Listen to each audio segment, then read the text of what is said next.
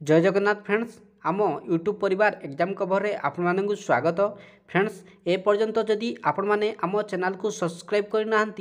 ताहले एही नाली सब्सक्राइब बटन टी को चिपी सब्सक्राइब करनियंतु जहाँ फल लाटेस्ट गवर्नमेंट जॉब रो नोटिफिकेशन सर्वप्रथमे पाई परिबे। तो भाई मैंने आज मु आपण गोटे जॉब्र नोटिफिकेशन नहीं कि आसी जहाँकि एसएससी तरफ रू बाहरी स्टाफ सिलेक्शन कमिशन आपण मैंने जानी प्रत्येक वर्ष जॉब तमने ये बाहर करे विभिन्न तमने स्तर अनुसार। तो यहीटा बाहरी कंबाइन ग्रेजुएट लेवल एग्जामिनेशन 2020 जहाँकि तमने सीजीएल बोली आम जानी था आपण मैंने जानी एसएससी सीजीएल बाहर प्रत्येक वर्ष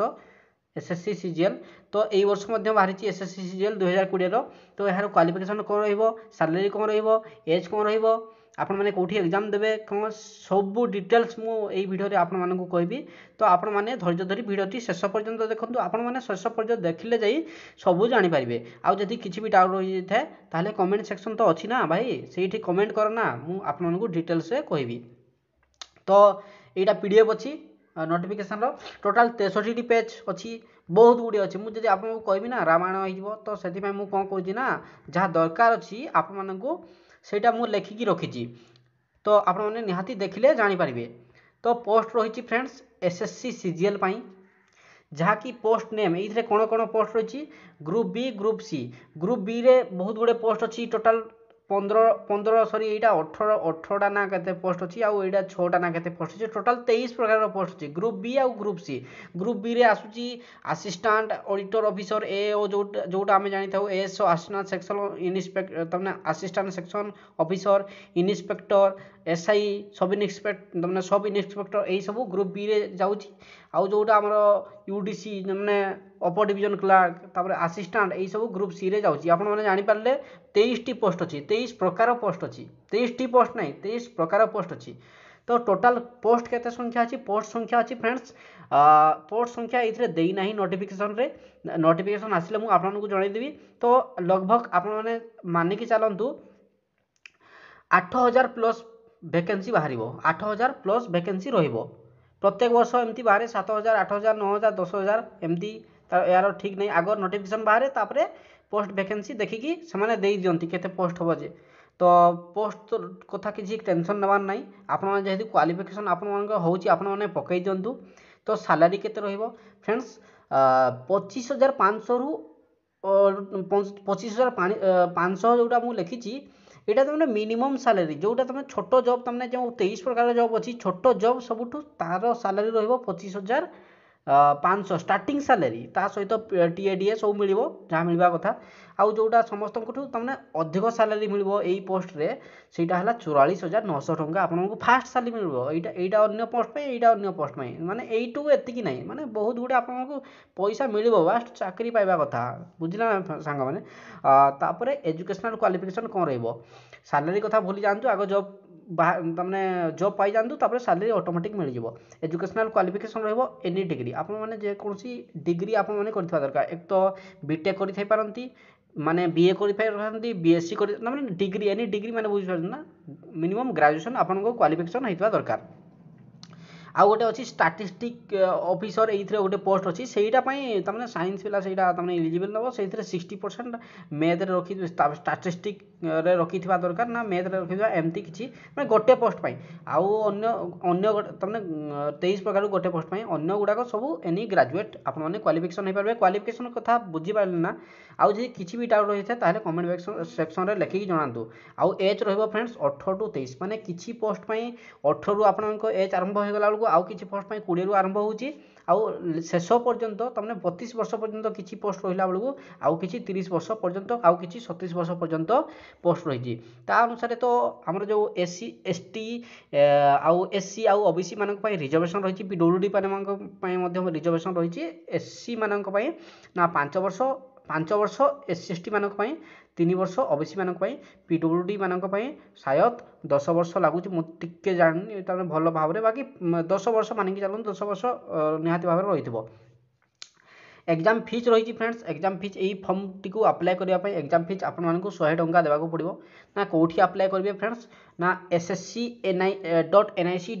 यही जगह आपण मैंने साइट को लॉगिन करके यही लॉगिन तमने साइट वेबसाइट को जाइए आपण मैंने से आपण फॉर्म को अप्लाई करेंगे। एग्जाम सिटी कौटी रहिबो फ्रेंड्स, एग्जाम देवा को कौटी जीवे आपण मैंने एग्जाम तो फॉर्म तो अप्लाई करदे एग्जाम कौटी हे ना निज अंचल हे ना कौटी हे ना फ्रेंड्स, पांच छः जगह हे ओडार गोटे तो भुवनेश्वर हे आउ गोटे संबलपुर हे आउ गोटे ढेंकानाल हे आउ गोटे ब्रह्मपुर हे आउ गोटे राउरकेला हे आउ गोटे बालेश्वर हे। आपण मान चॉइस दिया है तीनोटी चॉइस दिया हम आपण मैंने जो प्रथम चॉइस तमने पाख देखिए प्रथम चॉइस पकेबे आउ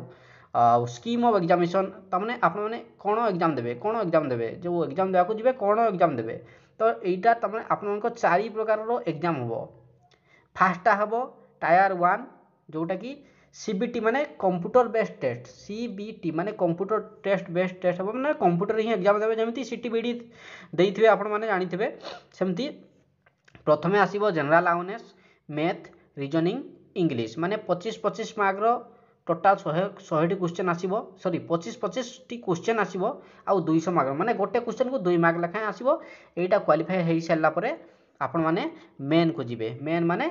टायर 2 को जिवे। टायर 2 रे ओनली मैथ पड़िबो इंग्लिश पड़िबो 100 टा क्वेश्चन 200 मार्क माने 400 मार्क रो क्वेश्चन आसीबो। तापरे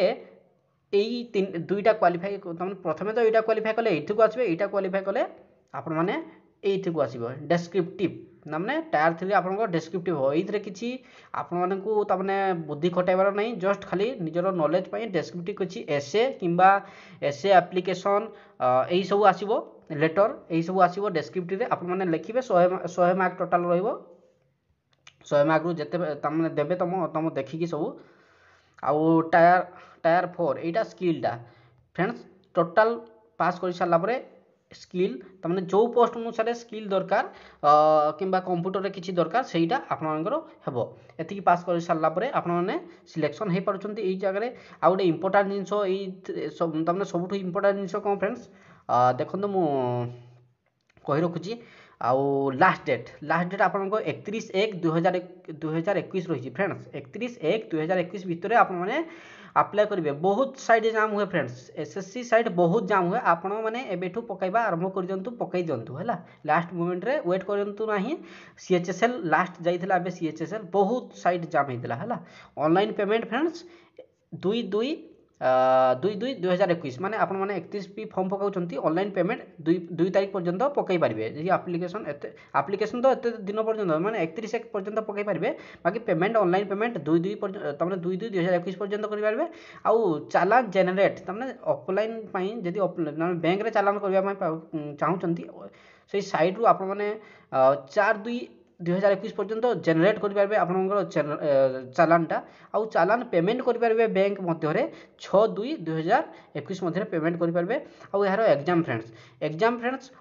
29/5/2021 रु आपण मानकर 7/6/2021 माने 29/5/2021 रु 7/6/2021 मध्य आपंकर प्रथम टायर 1 जोटा मुझे कहूली यहाँ टायर 1 एग्जाम प्रथम हम तमें डेट भी जानीदे आपण मैंने एबेठू पढ़ापढ़ी आरंभ कर दिखाँ जदि आपण मैंने पकाइबा चाहते। आई होप मुझे संपूर्ण सूचनाटी दे पारि जदि आपण भिडियो भल लगला निहाती भाव गोटे लाइक करेंगे बहुत परिश्रम फ्रेंड्स आउ निहाती भाव गोटे कमेंट करेंगे जदि किसी तमने आपण रिक्वायरमेंट थाए जे सर यहीटा तमने किसी बुझीगलानी तमने से विषय में मुझे कहीदेवी आपण कमेंट रे आपण मैंने आराम से पकई पारे। तो थैंक यू फ्रेंड्स।